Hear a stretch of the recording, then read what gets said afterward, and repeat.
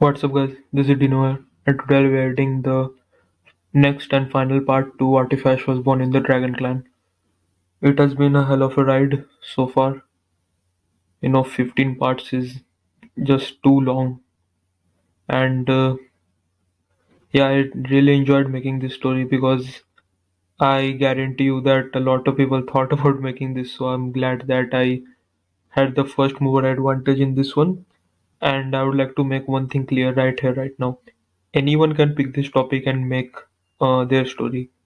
That being like, what if Ash was born in the Dragon Clan? You don't need to give me any credits in your description or anything like that because this is a really interesting topic when you think about it. I picked the Dragon Clan of the Johto region. Someone can pick the Dragon Clan of the Hoenn region or the Unova region, whatever, or even the Johto region and try to make it a bit more, a bit better, a bit different from mine. And I'm completely okay with it. And um, I'm just going to say that I'm really, really proud of the Pokemon What If community because, as you all know, it's a relatively new community. Like, it has been what I think it's 1 year old at this point. If you really see the number of channels and uh, try to uh, create a comparison point uh, with the other what if communities, like the Dragon Ball what if community has been since forever, right? Like, there is so many channels, so many what ifs related to Dragon Ball. But the Pokemon universe has a lot of untapped potential in it, and I'm just glad to see so many innovative and creative ideas getting posted every day. Like, Pickle Dill has what if Ash was Brandon's son? Like, who would have thought of that, right? Vegito has what if Ash was born in Lavender Town. Ronin started his what if Ash and Paul traveled to Unova.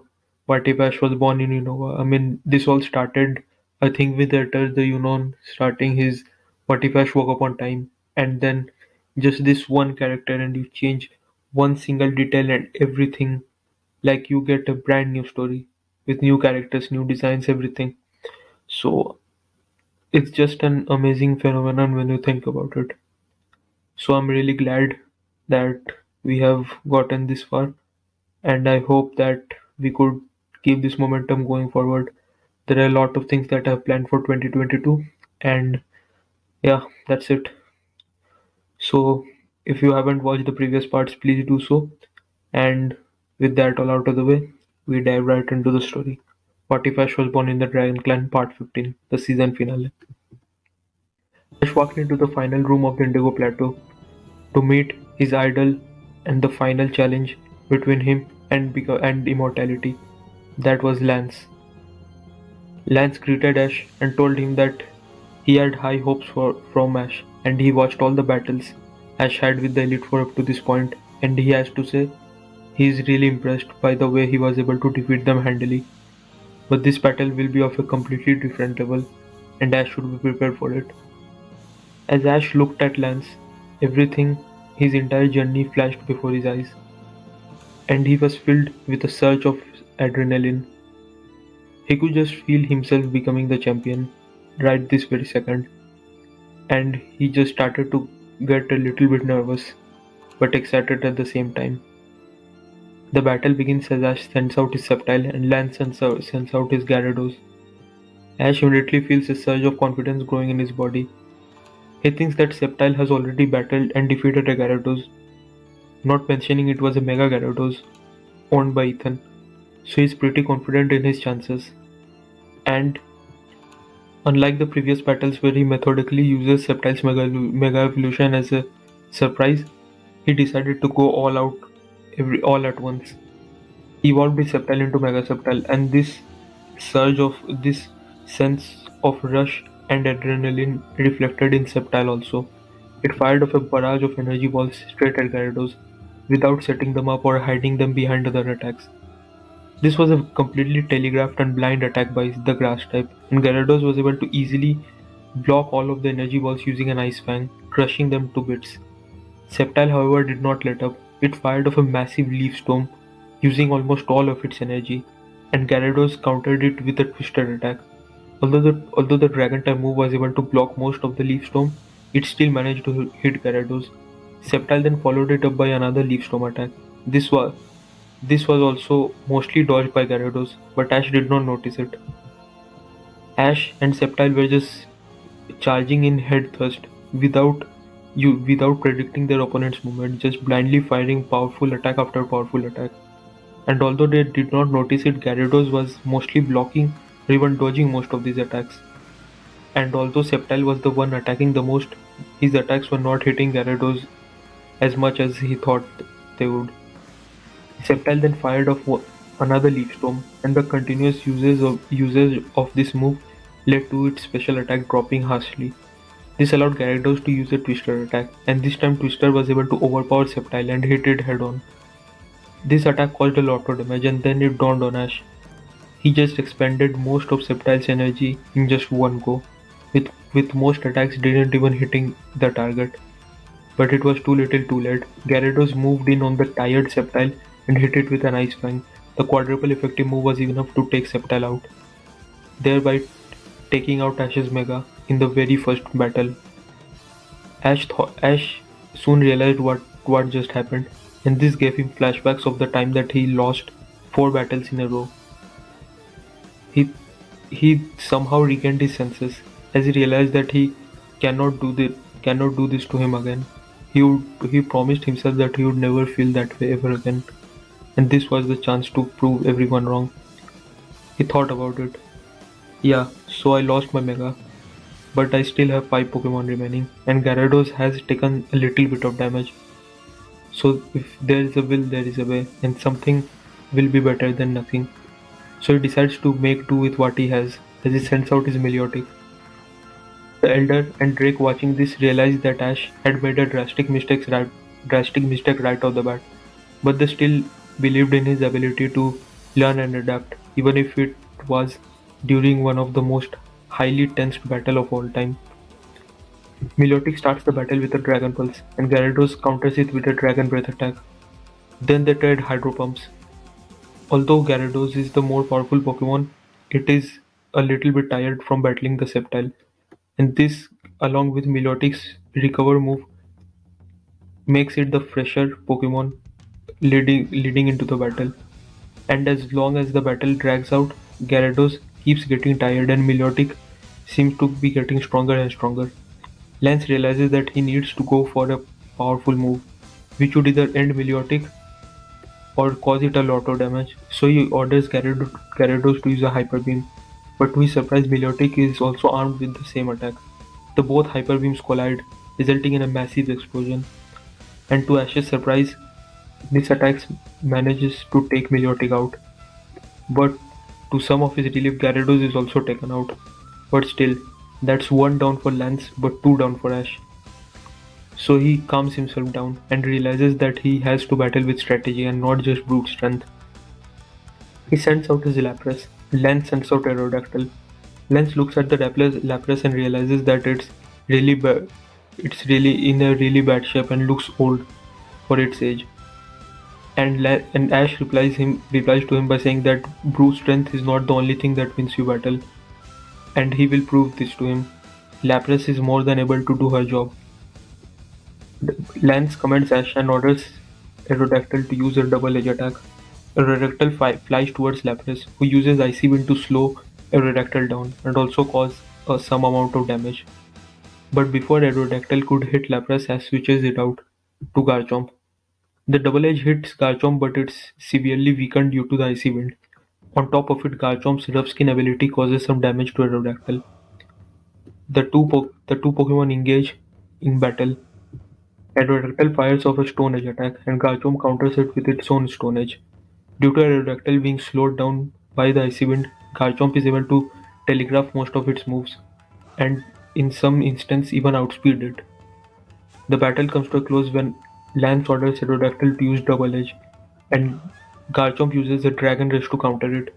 The both attacks collide head-on, and it appears that Aerodactyl is going to gain the upper hand. But once again, Garchomp's Rough Skin ability comes into play, causing some damage to Aerodactyl, and Garchomp is able to overpower it and take the fossil Pokemon out, thus evening the battle.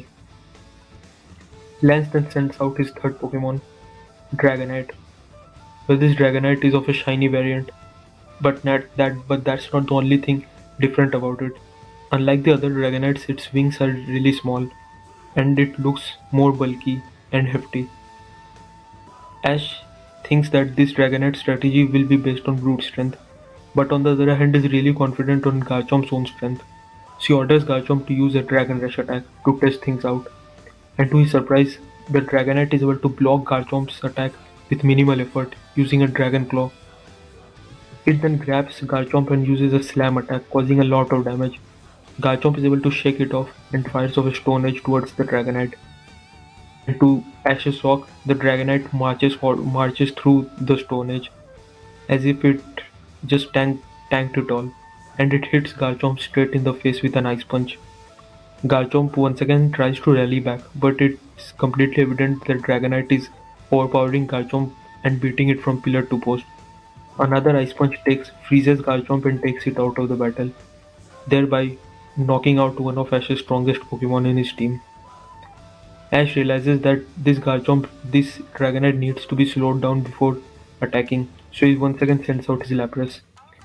Lance orders Dragonite to use a Fire Punch, and once again Lapras uses an Icy Wind to slow Dragonite down. And once Dragonite gets close, Ash switches it for Latias, who flies into the air dodging the Ice Punch. Dragonite has suffered moderate damage battling Garchomp, and the Icy Wind didn't do it any favors, and also slowed it down considerably. Latias uses a Mist Ball attack, and Dragonite tries its best to counter it and push it back. However, the ball explodes and takes the tired Dragonite out. Lance sends out his fourth Pokemon, a Dragonair, and Ash is surprised as to why he would send out a pre-evolution after the final form. And to his surprise, Lance reveals that this Dragonair is stronger than the Dragonite, and on top of it, it's holding an Eviolite, which increases the defense and special defense of a non-evolved Pokemon by one stage. Ash decides to play it safe for a little bit and orders Latias to use a Mist Ball attack. And to his surprise, the Dragonair is able to dodge the attack elegantly. Even when Latias controls the Mist Ball to hit it once again dodges the attack. He then fires off a Thunder Wave, and this time it's Latias' turn to dodge. They engage in long-range attacks, both proving equal in speed. However, despite its best efforts, Dragonair is no match for the legendary Pokemon, and a powerful Ice Beam by Latias takes Dragonair out, thereby giving Latias its second victory in a row. Then, Lance sends out the Pokemon that Ash had been anticipating and saving Latias for all this time, his Charizard. Ash once again tries to switch Latias out in order to send in Lapras and slow Charizard down, but before he could do that, Charizard uses a Fire Spin, which traps Latias, thereby preventing her from switching out. And then Lance unleashes his secret weapon, Mega Evolution, and Charizard evolves into the mighty Mega Charizard X. The battle begins and Charizard proves to be as fast as Latias and even more so in the strength area. Latias uses a Mist Ball attack, and Charizard counters it with a Fire Blast. This attack results in a massive explosion which destroys majority of the battlefield. Then Latias uses a Draco Meteor attack, and Charizard uses Flame Burst. Once again these attacks collide, resulting in even more part of the stadium getting destroyed. Using the explosion as a diversion, both the Pokemon go for their setup moves. Latias uses a Calm Mind to raise its special attack and special defense. On the other hand, Charizard uses a Dragon Dance to raise its attack and speed. They then ready themselves for the final collision. Latias uses its heightened attack to use a Mist Ball, much larger than the original one. And Lance orders Charizard to use Dragon Claw. To Ash's horror, the Dragon Claw tears through the Mist Ball and hits Latias head on. A powered up Dragon Claw on top of the Tough Claws ability, plus Dragon attacks being super effective on its own kind. This is too much even for Latias to take, and it goes down after putting up a valiant effort. Ash, realizing that battling Mega Charizard X, and Lance's final Pokemon would be too much even for Tyranitar, so he has to use Lapras and has to use it smartly. Ash orders an Icy Wind, and Lance orders a Flame Burst which cuts through the attack. This hits Lapras and almost takes it out. Ash realizes that in the strength department, Lapras would not be able to do anything to Charizard, so he has to rely on that move, that secret move, which is either going to give him the victory or just turn the tide against his favor. He orders Lapras to use a Surf attack, and to no one's surprise, Charizard once again cuts through the attack using a Dragon Claw. But it got wet in the process, and this was what Ash was expecting Lance to do. As he smirks, Lance realizes what was happening and orders Charizard to get away from it. However, this was too late. Lapras unleashes the one-hit KO move, Sheer Cold. Due to Charizard being wet, this attack hits Charizard and traps it in an extremely cold boulder of ice, and it knocks it out, thereby knocking out Lance's Mega Evolution. This means that now Ash has two Pokemon remaining and Lance has only one. But Lapras has taken a considerable amount of damage and is almost out of energy. If you are reacting to this way, I'm really sorry. I love Charizard, but I had to do it. Plot called for it.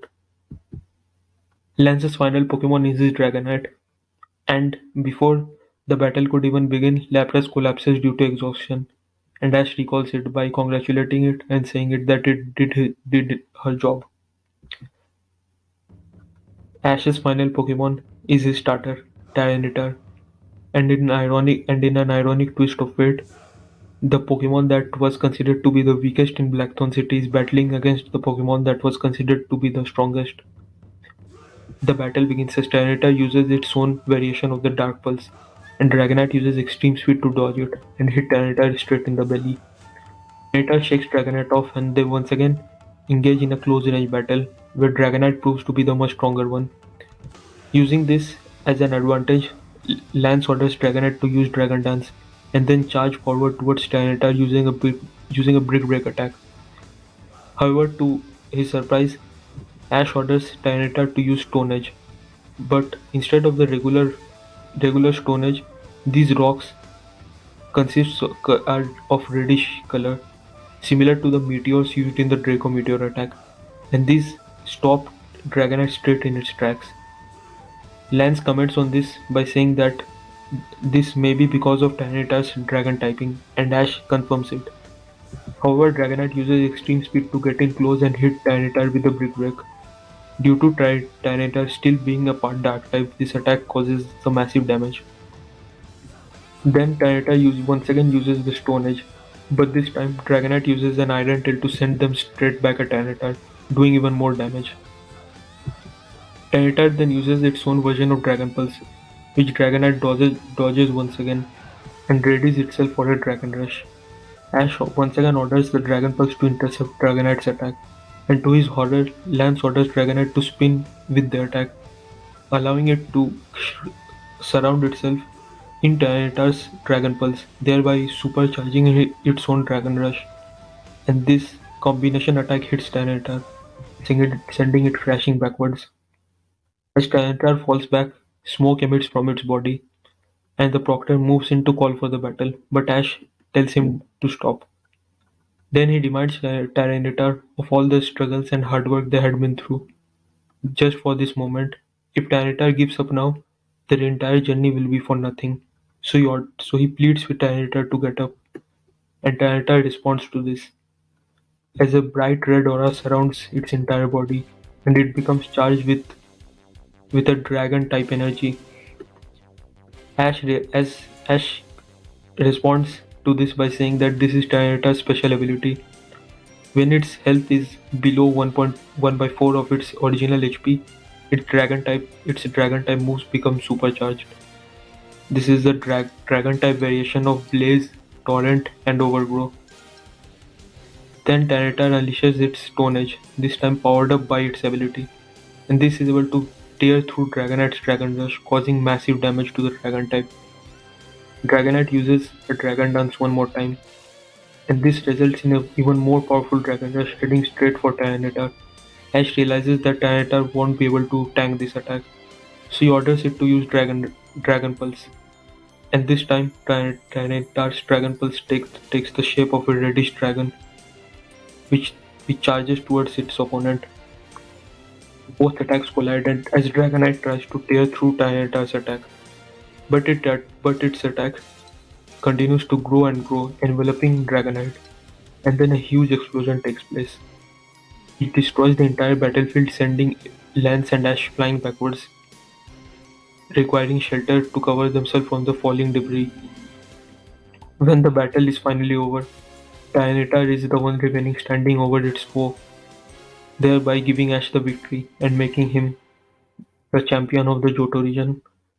Ash hugs Tyranitar as both of them shed tears of joy, finally doing the thing that they set out to do, becoming the champion and proving everyone wrong, but more importantly, proving themselves right. Lance moves forward and congratulates Ash by saying that he is not particularly sad, but instead proud that the title of champion remains in the Blackthorn village, and he will happily pass the torch down to Ash. Ash then meets his two father figures, the Elder and Drake, his mentor. Both of them congratulate Ash, and Drake admits that Ash has finally surpassed him and he has nothing left to teach him. Ash tells both of them that he couldn't have done it without them, and he looks forward to learning even more from them. Ash is then taken to the Hall of Fame room, where him and his team are immortalized forever, thus making Ash the new champion of the Johto region. The group photo takes place with the Hall of Fame crew, with all of Ash's Pokemon in the picture, thereby immortalizing him forever in the eyes of the Dragon Village and the entire Johto region. Somewhere far away in the Galar region, there is a place called the Crown Tundra, where a decisive battle is taking place. The battle ends with Hydreigon defeating the legendary Regidrago, and then the trainer of the Hydreigon comes in, and Rayuga, and he throws a black-colored Pokeball at the Regidrago, resulting in its capture. As he holds the Pokeball containing the legendary Pokemon, he utters the phrase, "The end game begins."